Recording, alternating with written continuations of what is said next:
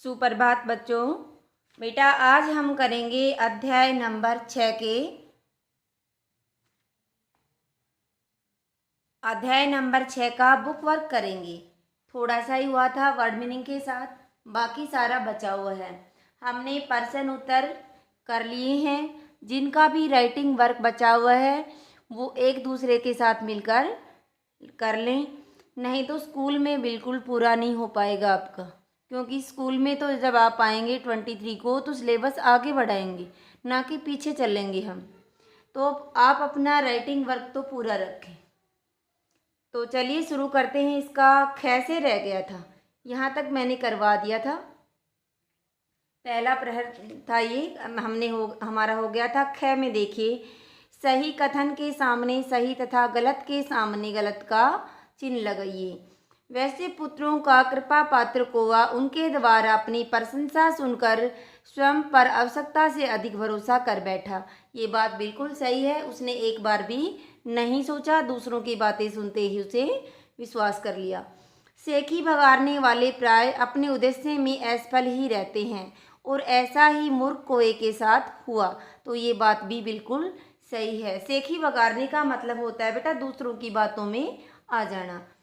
अगला है, कोए ने जितनी प्रकार की उड़ान बताई थी वह सबको भली भांति जानता था। तो ये बात गलत है, वो नहीं जानता था।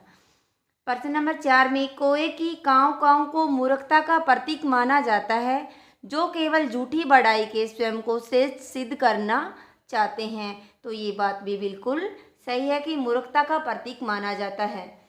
अगला है, हंस और कोए की कहानी सुनाने का उद्देश्य अभिमानी को दूसरे पक्ष की शक्ति न पहचानने के प्रति सचेत करता था।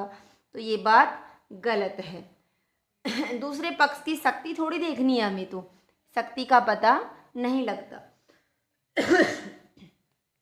प्रश्न नंबर 11, पाठ के आधार पर सही विकल्प के आगे सही का चिन्ह लगाइए। 3 ऑप्शन है हमारे पास, इसमें से कौन सा सही है उस पर सही का टिक करना है। शल्य किस पक्ष में संबंध रखते थे? तो किस में रखते थे? कौरव पक्ष में। शल्य किस प्रकार से संबंध रखते थे? तो मद्र से संबंध रहा। किस राज्य से? तो मद्र राज्य से। शल्य कर्ण का सारथी बनने के इच्छुक क्यों न थे? क्योंकि कर्ण क्षत्रिय न था और वे केवल क्षत्रिय का सारथी बनना ही उचित मानते थे, वो क्षत्रिय नहीं था। आगे है, कर्ण की किस बात से शल्य सहमत न थे?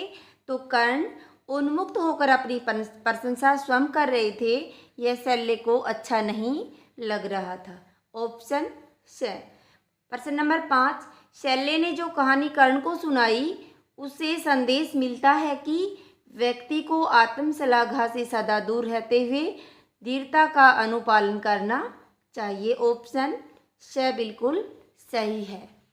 आगे है, इसमें ये प्रश्न कल की वीडियो में हो चुके हैं। भाषा बोध, दिए गए शब्दों के अर्थ लिखिए। इसका मतलब क्या होता है ये लिखना है, अर्थ बताना है। प्रलाप का मतलब होता है व्यर्थ की बकवास।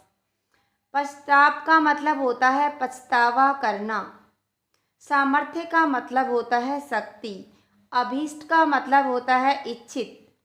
आत्मश्लाघा का मतलब होता है अपनी प्रशंसा करना। और आदमी अपनी प्रशंसा कब करता है? जब दूसरे करने वाले नहीं होते हैं। और जो अपनी प्रशंसा स्वयं करते हैं, हमारे समाज में उसे मूर्ख माना जाता है। उन्नत का मतलब होता है ऊंचा, प्रगतिशील। ग्रास का मतलब होता है टुकड़ा। व्यर्थ होता है बेकार। तिरस्कार होता है अपमान। अतुलनीय होता है जिसकी तुलना न की जा सके। आगे है, प्रश्न नंबर 6 में दिए गए शब्दों के बहुवचन लिखिए। शब्द कैसे हैं? एक वचन में, और हमें क्या बनाना है? बहुवचन। कर्मचारी का कर्मचारी गण, कर्मचारियों मत कर देना, ठीक है? कर्मचारी गण। शिक्षक का शिक्षक गण। किसान का किसान लोग या किसान वर्ग भी होता है। गुरु का गुरुजन। प्रजा का प्रजाजन, ये गुरु में छोटे ऊ की मात्रा होती है बेटा, गुरुजन में भी कई बच्चे होते हैं वो बड़ी लगा देते हैं। प्रजा का प्रजाजन, पाठक का पाठकगण, छात्र का छात्रगण, पक्षी का पक्षी वृंद। पक्षियों मत कर देना, व्याकरण की दृष्टि से पक्षी वृंद सही माना जाता है। प्रश्न नंबर 11, दिए गए शब्दों के विशेषणों की अवस्थाएं लिखिए। विशेषण के कितनी अवस्था होती हैं? 3।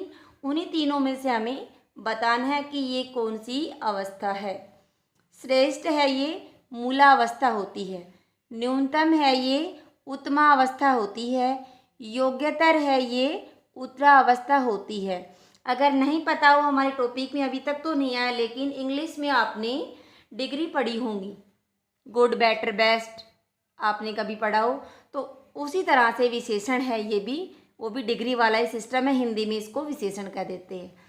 अगला है प्रश्न नंबर 6, दिए गए शब्दों के वाक्य में प्रयोग कीजिए।